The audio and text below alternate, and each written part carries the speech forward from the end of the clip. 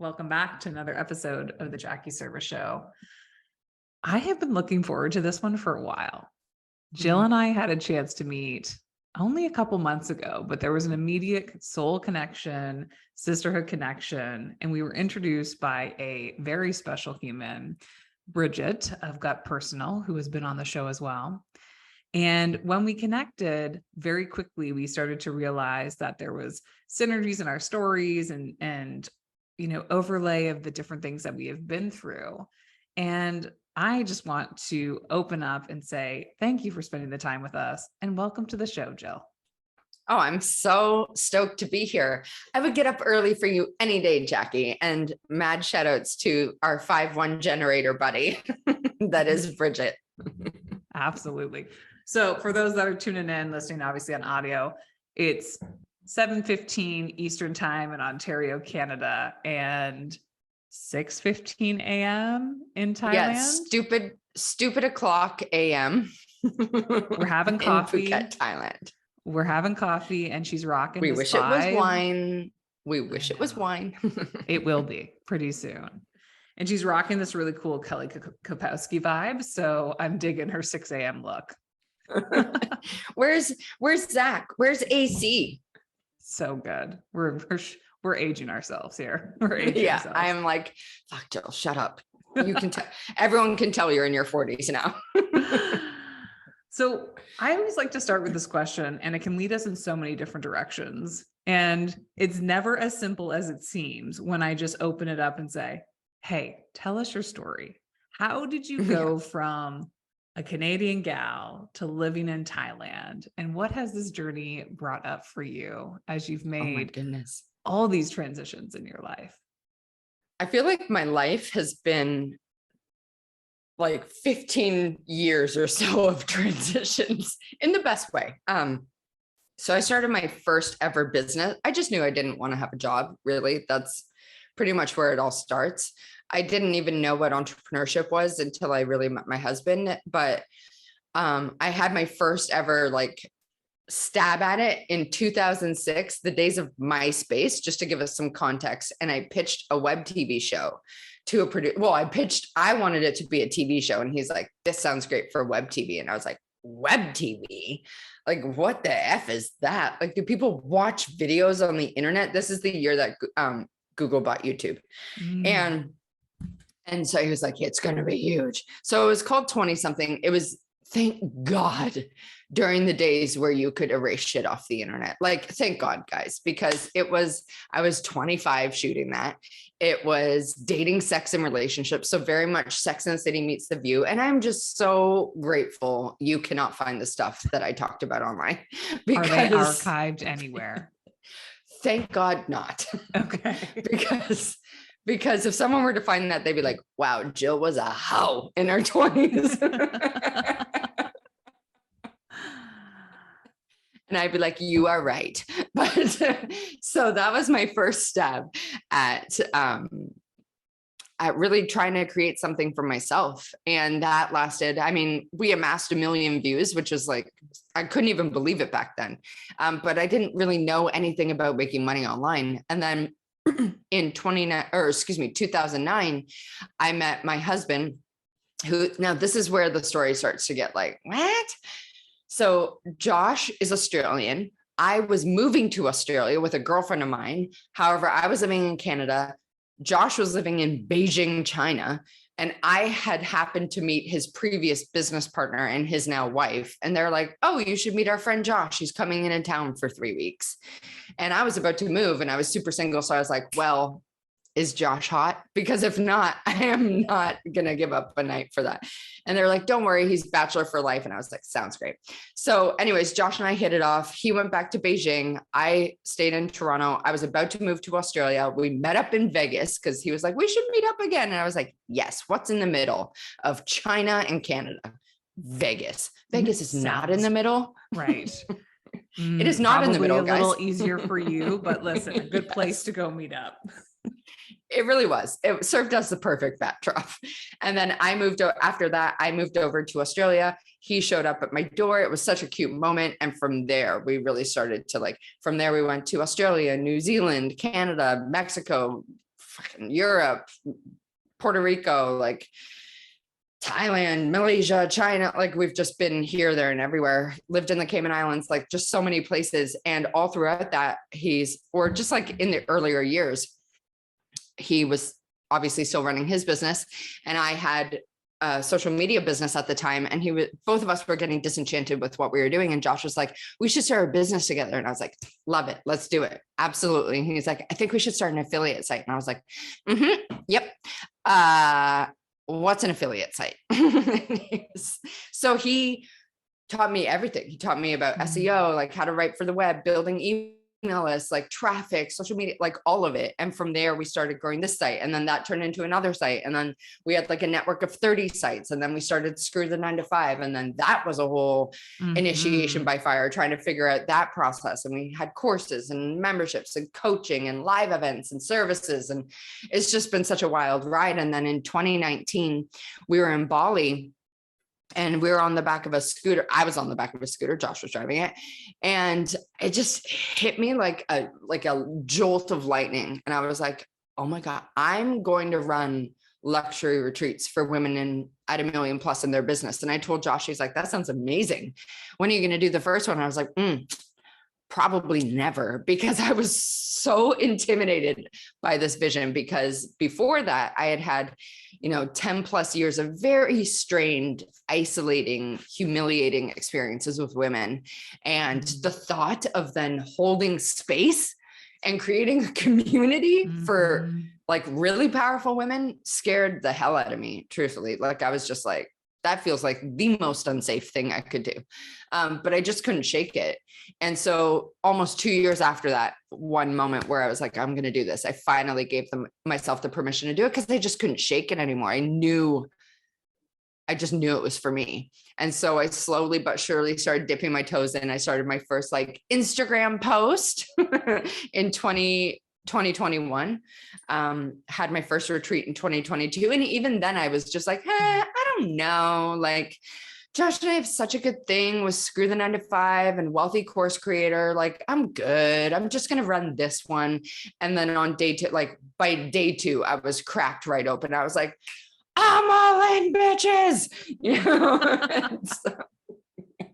and it just flowed. Like it just felt so, it was the most aligned, intentional, healing, effortless, fun, enjoyable thing I had ever done. And I just couldn't shake it. I just wanted to do more and more and more. And so after that, I went home after the Costa Rica trip. And it was just like, I went straight back into like beast mode, dude energy inside Screw the 9 to 5. And it was like such a dark period for me, because I had just experienced the exact opposite of that. And then I felt like I was like operating out of obligatory energy. Like I didn't want to like let Josh and the team down. I didn't want to bail on our clients, but I just knew I had this other chapter to me. And finally, after like many a days crying, Josh finally said to me, like, Jill, I think it's time you go all in on MGC, because you clearly love it and you're absolutely miserable in this business now. And it's not fun for any of us. So, and I'll forever be grateful for him for that, because, he could have been like, oh, it's okay, just like do both. But he was like, this is your strength. This is your gift. If you don't go all in on it, you're crazy. And so, I'm so grateful for that. So I ran my second one in St. Lucia earlier this year. And it's just been this beautiful journey of like healing my own wounds around female friendships so that I can step more into this. I realized one of my clients, Veronica, called me out. She's like, you're hiding in plain sight. You have such a good thing and you're not even talking about it. And I was like, I know, I'm scared, V.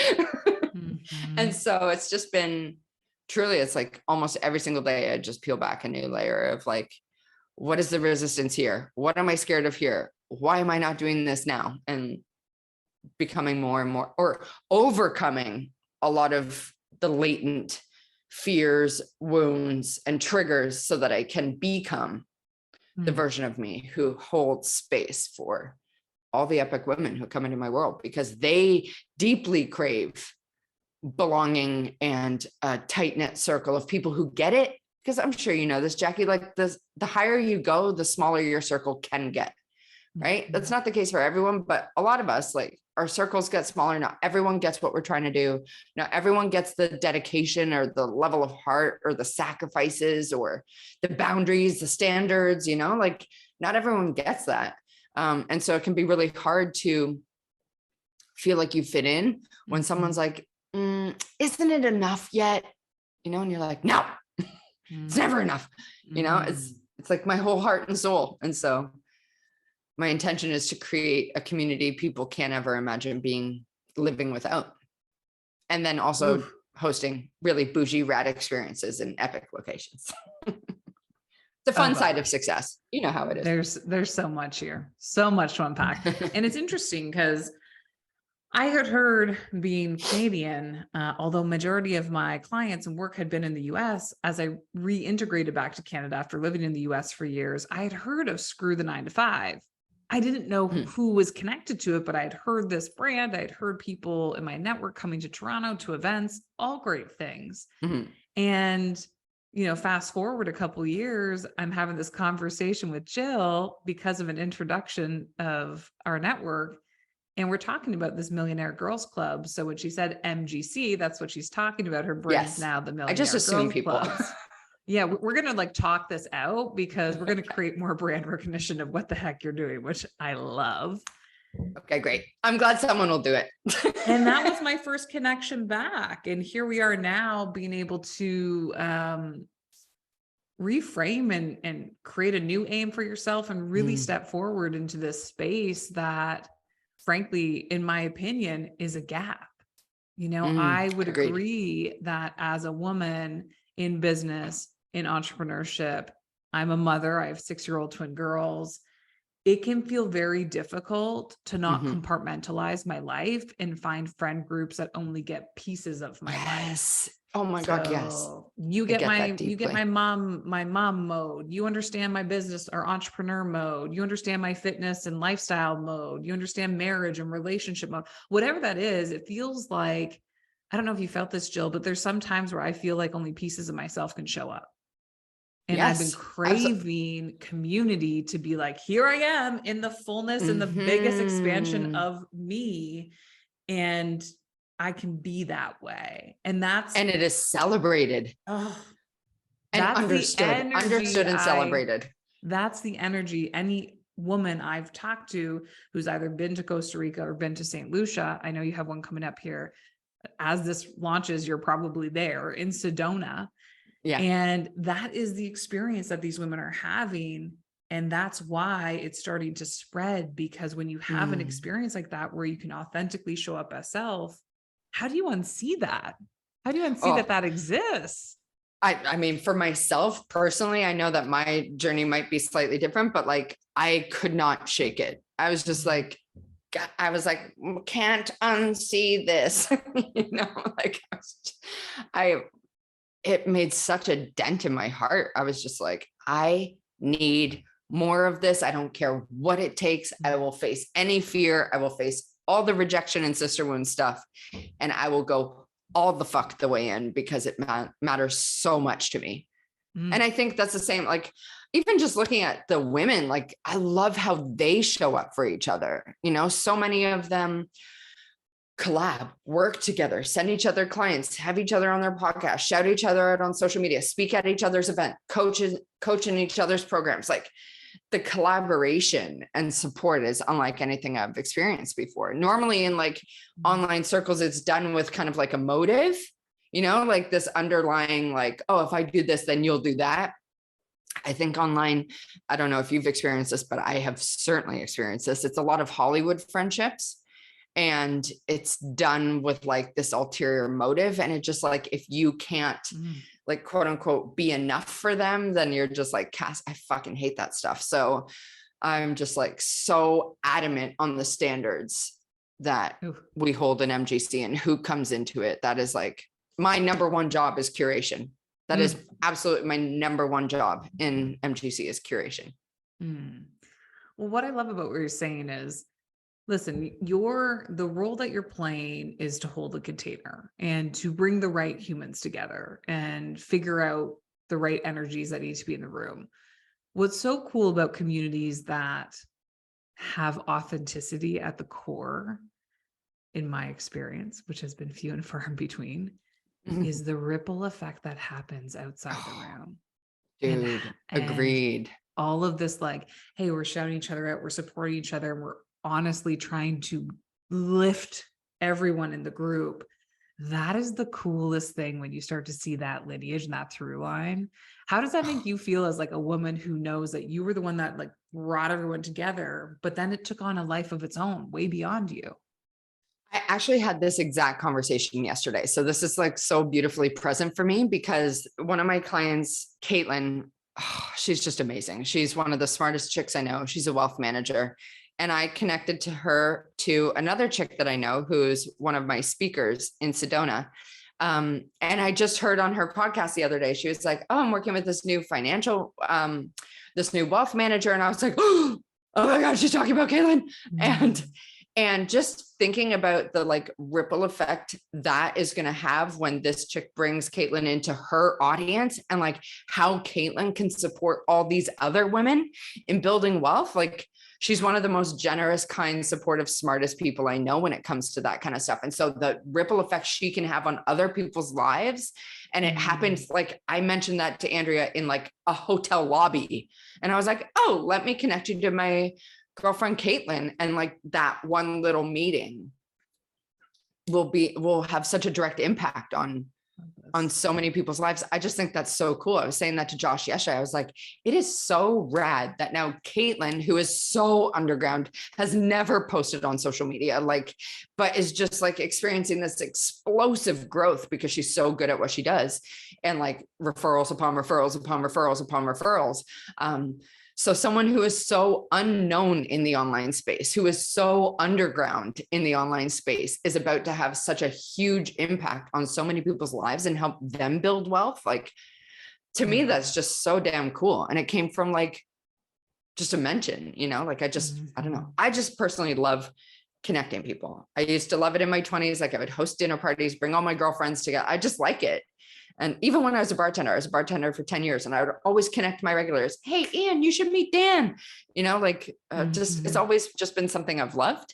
I'm a 1-4 in human design, so it's like kind of baked into me, but it's such a thrill for me. Here's the through line between our lives again, because we're both human connectors, right? I connect really cool founders with really cool people to be on their team. But when people ask me like, what do you really do? I'm like, I feel like I'm a modern day matchmaker. I'm just bringing like really epic CEOs to really epic number twos or executive teams so that CEO can go create what they're uniquely qualified for. And the ripple is so much greater if you have the right people surrounding you. It's the same. You're connecting, you're bringing people together who are going to unlock mass potential across all areas of their life, which is so rad. I love that. I agree. I want to be the conduit for connecting rad women. Woo. There it is. There's the mission. I love that. 110%. Okay. With that in mind as like the gold standard, let's go to the dark side for a minute. Oh, it's about to get heavy in the best way. In the best way, not in like a sad way. What are some of the experiences you've had in your life, even if you think them up, that have left you questioning women in particular, intention? And are they there to get something for you, or are they there to really authentically be there? What are some of the sister wounds you've become aware of within your own life? The one that, I mean, they were so blatant for me because they were so like drastic. The one that I think the one experience that I think will have, how do I want to say this? It is like the one moment in my past that I think has had the biggest impact on how I've shown up in the past and now in the present and moving into the future, and has really become a source of my biggest healing, even though it was my scariest moment, was when I was 16 and I had, 30 plus chicks barricade me in my car. So they were surrounding me in my car. I was in my car with two of my girlfriends, And I had 30 chicks surrounding us in our car. So we couldn't get out. I couldn't move. Obviously, my girlfriends were terrified, right? Like it was a very triggering situation. I thought we were going to get the shit kicked out of us. Like it just, I didn't know what to do. And I wanted nothing more in that moment than for someone to stand up for me. And obviously I understand why they didn't, right? Like you're not going to be like, hey guys, raise your hand to 30 plus chicks and be like, leave my friend alone. But like, that's all I wanted someone to do at that point. And they were silent. Now, granted, I get it. But I think in that moment, I internalized women will either attack or abandon you. And that has been my biggest thing to unwind. So I often like put myself back in the car and I try to tell that version of myself how deeply pivotal that moment is, because at that time, all it did was break my heart.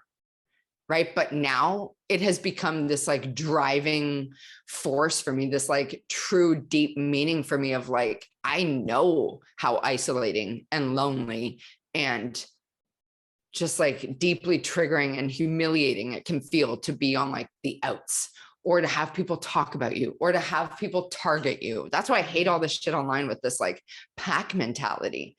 It's like so abusive and deeply triggering for people. It's super traumatic to have that done for you, especially like I mean, this was the days of no social media. I can't even imagine what my experience would have been with social media. You know, like I had chicks spray paint Jill as a slut on the school walls. Like, guys, spray paint, that is like true commitment, you know? Now imagine if that was a Facebook wall that could be shared, you know, like I'm just so grateful it was not during the time of social media. But that moment, like I was even talking to my coach the other day and I was just saying something and she's like, you're anticipating rejection. You're anticipating that these chicks will bail on you, or that they'll leave you, or that they won't blah, blah, blah, whatever it is. Right. And that was so big for me. And I was talking out another block with her. I've had so many breakthroughs on this in the last little bit. So like, you stop me if I keep going. I love it. Because it is the biggest source of my healing is to clean up the stuff with women, because I know I'm supposed to. This is going to sound like weird or cocky. It's not meant to be, but I know I am the one to host or create or facilitate MGC. I know I was given it for a reason. I know it is my deepest healing. And so it's on me to clean a lot of that up so that I can be in my power, like truly rooted in service, connecting women. Right. And so I was talking through some of the thoughts I've been like kind of spiraling in. And she said to me, well, all you're doing is replacing the bullies that used to be there. And I was like, what do you mean? And she's like, well, you had so many years, like 10 plus years of people telling you you're stupid, you're a slut, you're ugly, you're dumb, you're whatever it is, you know, like you're this, you're that, you're this, you're that. And now that you don't have that, you do that to yourself. And it was like, boom, like, what? And so she gave me two voices to like tune into, the bully and the wise one. And so the bully, when I am in this like, you know, spiral of essentially self-abuse, like, oh, Joe, why did you do that? That's so fucking stupid. You know, like that's them. That's from my old, like, oh, I am dumb. Like I've carried that label for so long. Oh, I'm not smart. Like even all throughout Screw the 9 to 5, I was always like, Josh is a smart one. Josh is a smart one. He's the one who coaches. He's the one who teaches. He's like, I did that for 7+ years. Like I only started teaching my own stuff in Screw the 9 to 5 in 2020. We started it in 2013 because I was just like, well, I'm not smart. I'm the dumb one. I'm the entertainment. You know, I'm the comic relief. Like I was always the like entertainer and Josh was the teacher. And so it's shown up in my path in so many different variations, in so many ways throughout so many years. And now I get to clean that up because I have awareness around it. So I can spot it when it comes up for me. And I could be like, there's the bully.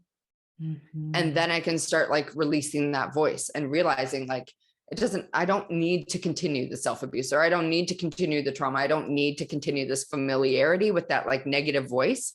In fact, it is in my best interest. It is of service to me to release that so that I can step in more into my power, connect the women, serve the women that I'm supposed to serve, and like have a really good time doing it. Like, I don't want to have a miserable experience being like, oh my God, are they going to leave me? Are they going to attack me? You know, I want to be like firmly rooted in my power, because I think, one, they deserve that, and two, I deserve that. Ooh, and so that's been my biggest current, at least my biggest layer to peel back and heal. Well, first, thank you for sharing. It is when we can open and be raw and vulnerable about it, even though you're still in it, right? You're talking about like, I'm kind of in the messy middle of unpacking this and working through it and seeing it.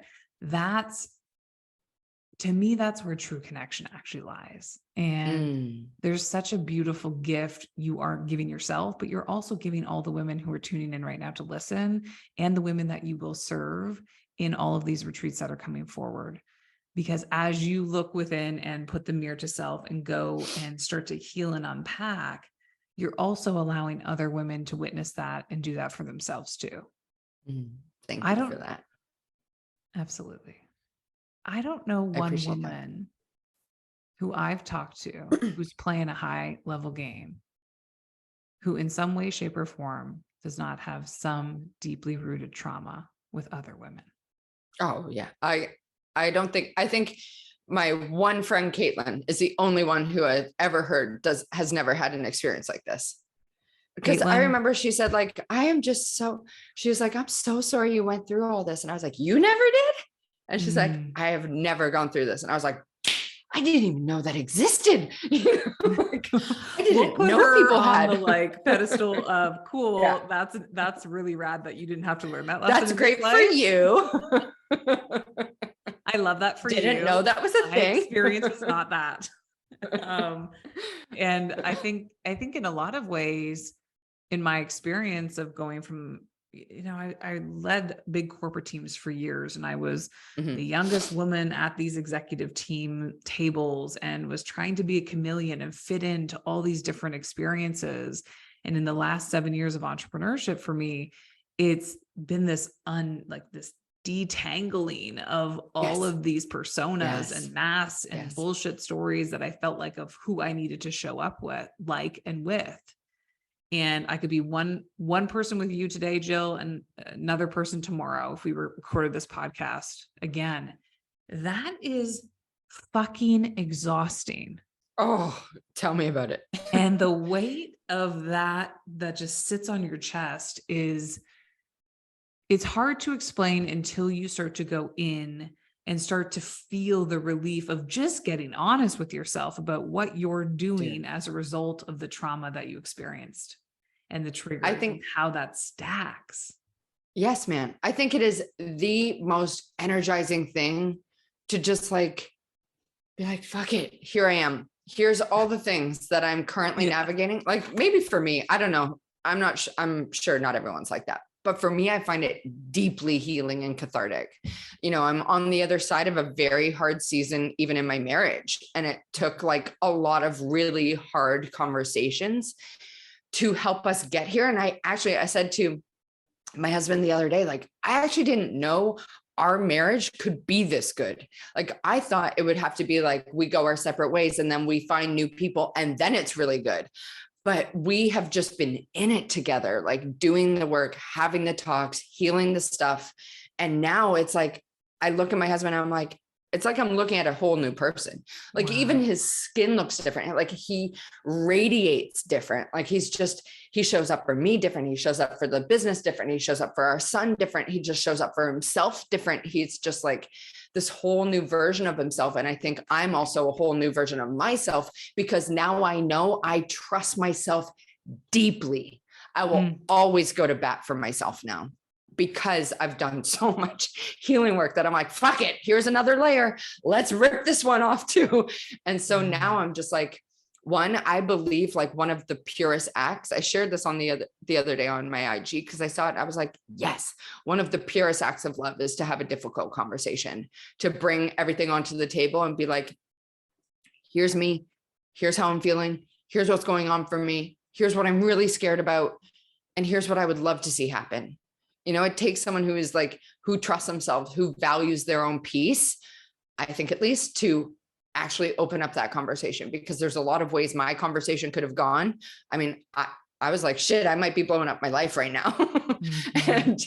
and to come out the other side of that in a more peaceful, aligned, loving place. I'm such a believer in being all of yourself in service of creating peace for yourself and alignment for yourself and trusting yourself. I think that's a big thing. I don't know if you find this, Jackie, but like, do you ever find with any of your chicks, like sometimes they just don't trust themselves?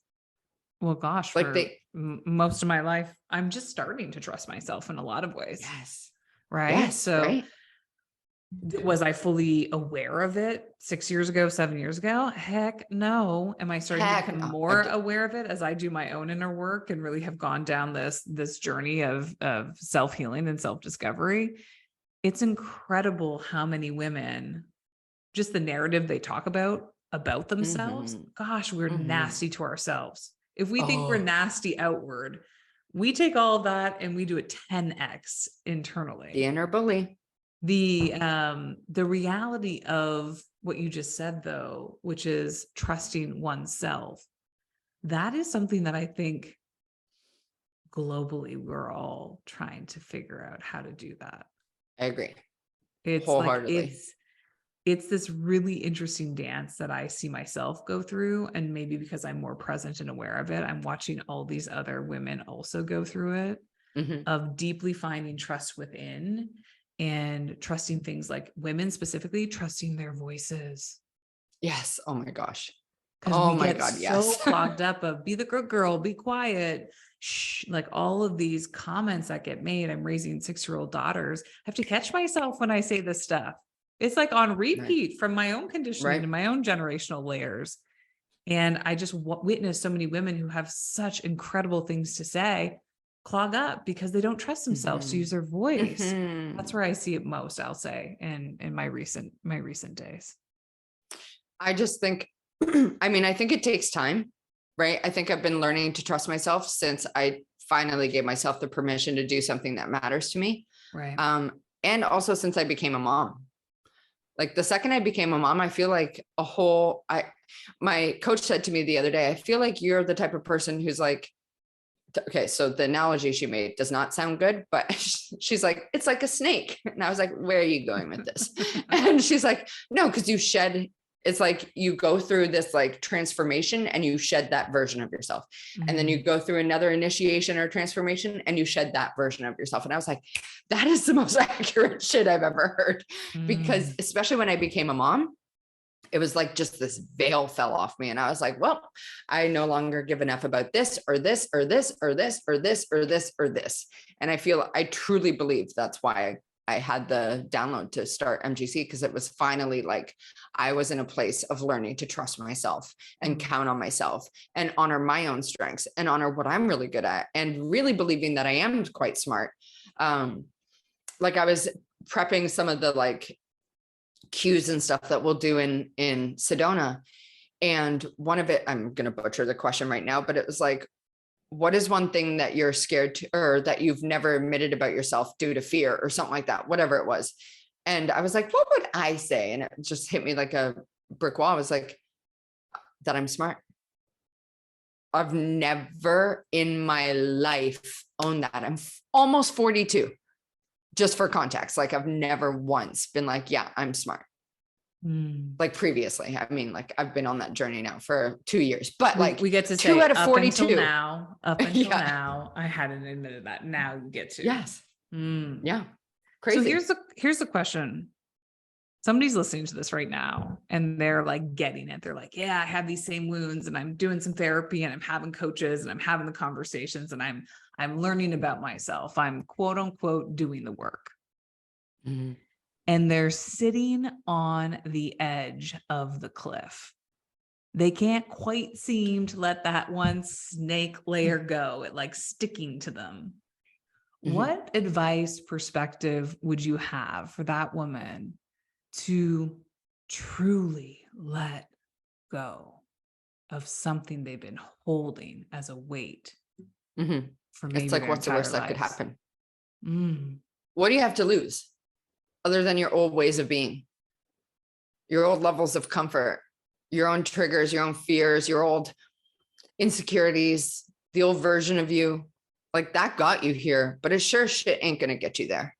You know, I think, yeah, just even for myself, I can only speak for myself. Like, what do I have to lose by facing these head on? What do I have to lose by building more awareness around how I talk to myself? What do I have to lose about when it comes to like counting on myself, betting on myself, trusting myself, putting myself out there? You know, I realized even with social media, I wasn't even touching social media for so long. And I realized that's because I was already anticipating rejection. I was already anticipating being attacked. And so it just felt so much safer to just not do that. Even with my retreats, like I feel like how I showed up to them was from a place of playing small. Like I wasn't sitting there in a like, I am here to lead this experience. I was like partying with my girlfriends and getting fucked up on boats, you know, like I was just like, let's fucking go. I was treating it like I was on a trip, on a vacation with my girlfriends, not that I was like facilitating the experience. And I think that is also another layer of playing small, because if they're friends with me, they can't attack me. Wow. And so even like all these little chess pieces I was moving, even though I wasn't aware of it, you know, like, oh, wow, that's me trying to like sitting in fawn energy, trying to like befriend people. So I'm safe.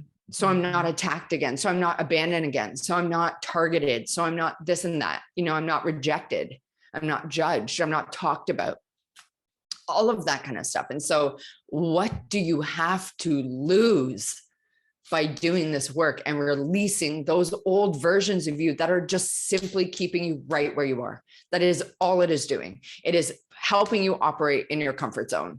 But if you truly do want to experience expansion, like if you value expansion, if you want to experience more of yourself, more success, more impact, more service, more connection, more deeper relationships, more trust with yourself, more self-awareness, more emotional intelligence, if you want to experience expansion around all of that, well, then you absolutely have to be able to expand your level or your capacity to hold discomfort. Oof. Because you don't get one without the other. They are two sides of the same coin. Expansion and discomfort go hand in hand. You can't have one without the other. It's the contrast. It's the highs and the lows. It's the good and the bad. It's the hard and the easy.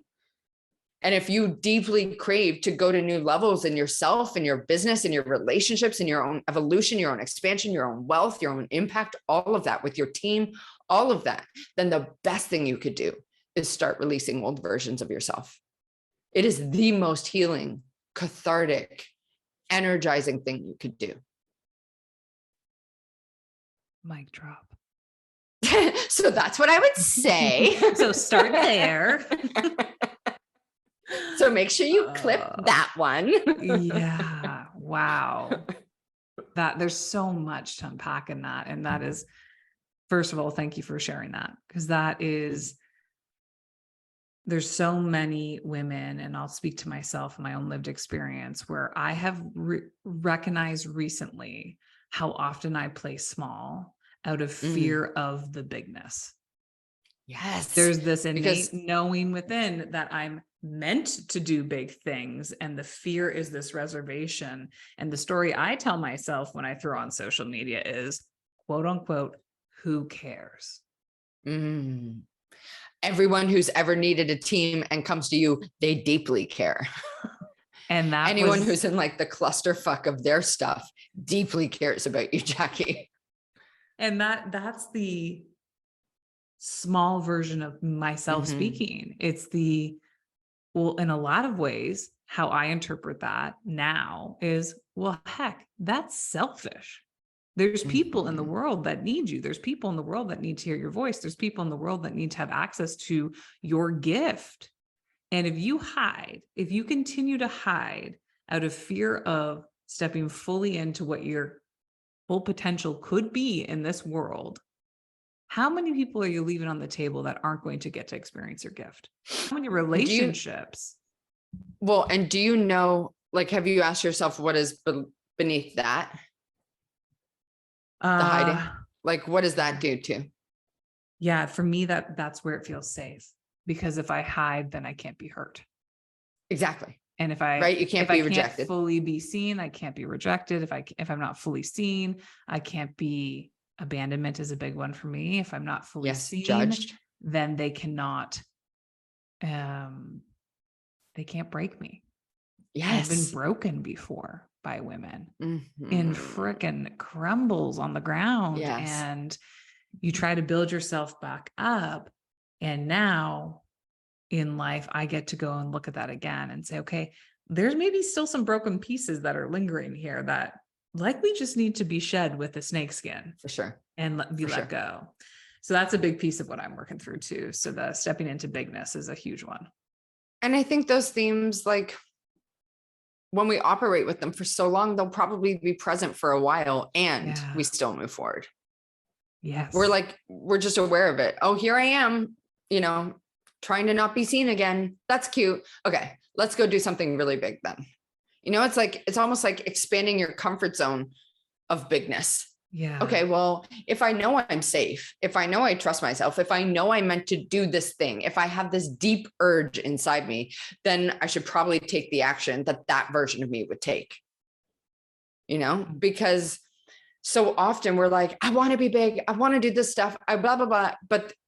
But it stops at like the wanting it. We don't actually slip into then what decision would that version of me make? And then what is the action that they would take off the back of that decision? Like one thing I knew for myself going forward is like, I want to feel deeply seen, honored, and trusted in my relationships. And so I need to have some hard conversations.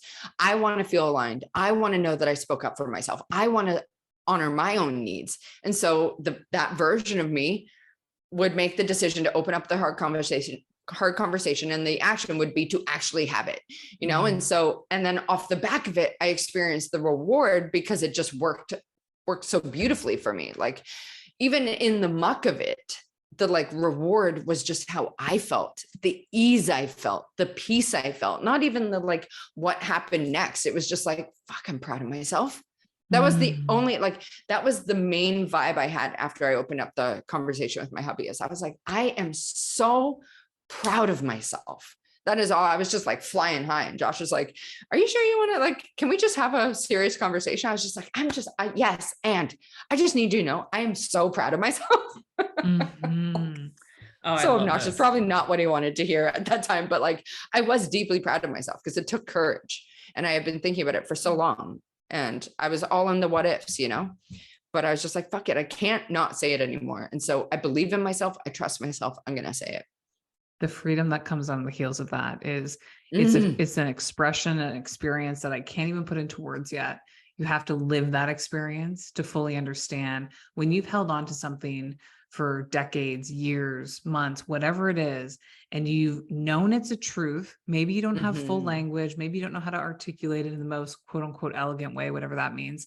And you finally just hold the space to have the conversation, regardless of how hard it is. Ooh, it's freedom on the other side. Oh God. Freedom. It is just sheer flow. Yeah. And as you were talking about this, I was just like, oh my God, this is another one where, just to the conversation of playing small, because I feel as though I've been in that loop too, is like, I've had this idea I get two main objections in my business: dates and I'm not there yet.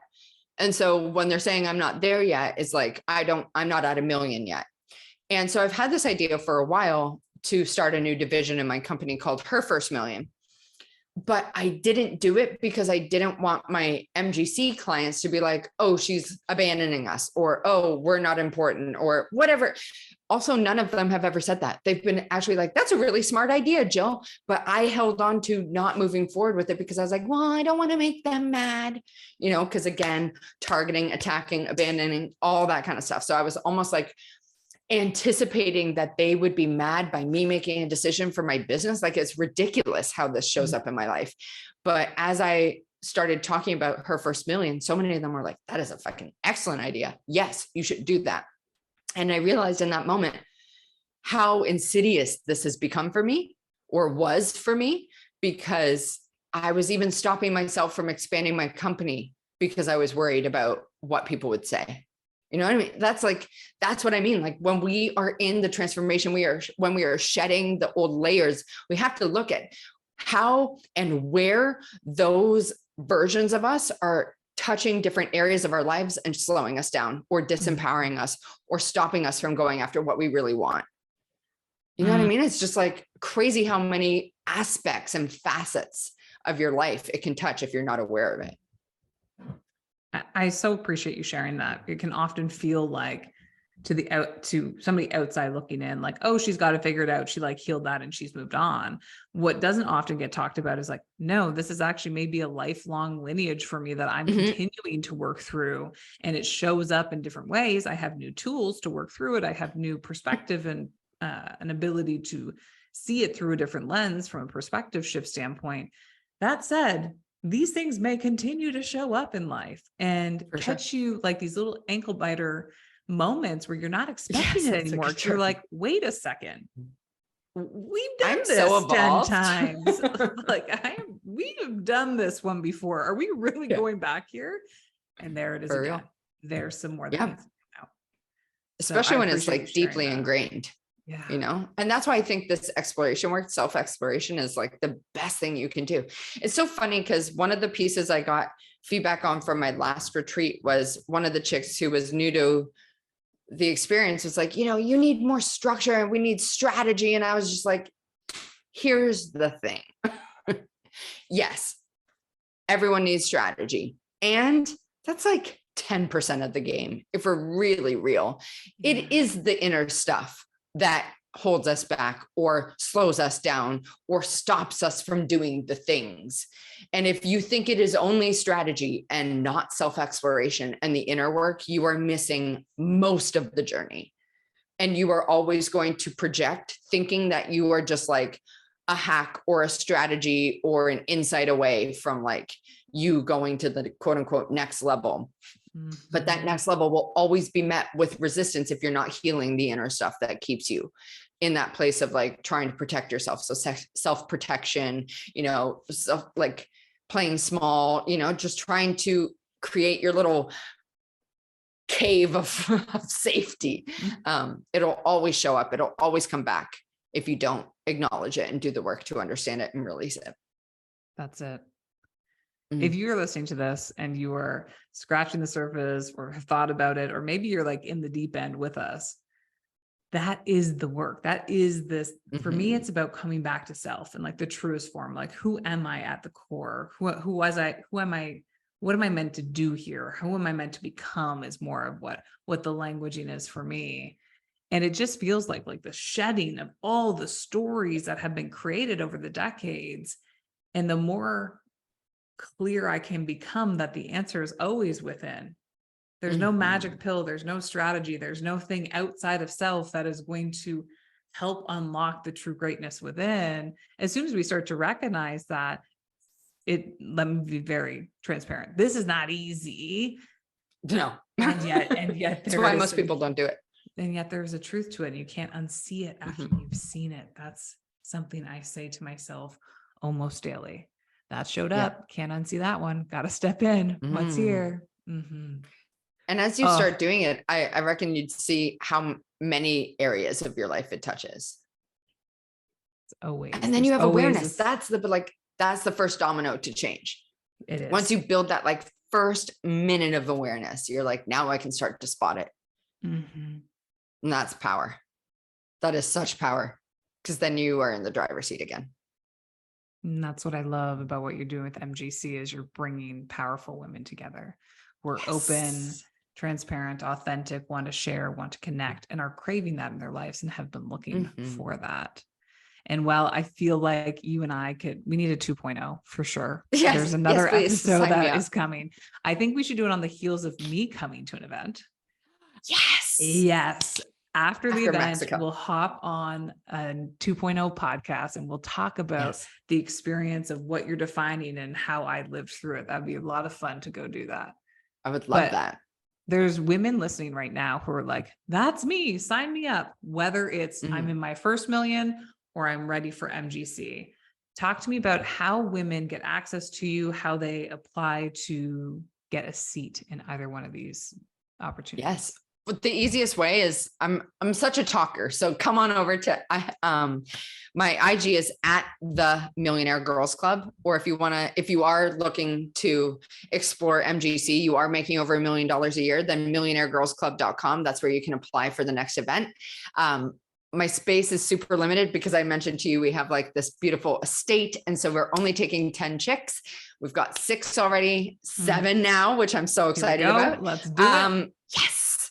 And so the easiest place to start the journey with me is over on IG. Just shoot me a DM at the Millionaire Girls Club. And her first million will be launching in a couple months from now. So I'm super excited about that because I think that one's going to be, it's just going to be so cool to watch people go through that and then graduate and come into MGC. Like, it's just going to be so freaking fun to watch women make their first million. Like, that is such a thrill for me. So I'm excited about it. I can't wait to scream that one from the rooftops as well and share that with everyone who is listening when you do go live. Thank you, my friend. Jill, I can't thank you enough for being here, being so authentically you. And more than that, for doing the work inside of yourself so that you can step into creating what I need and what other women who are listening on this podcast need. So I can't thank you enough. Thank you so much.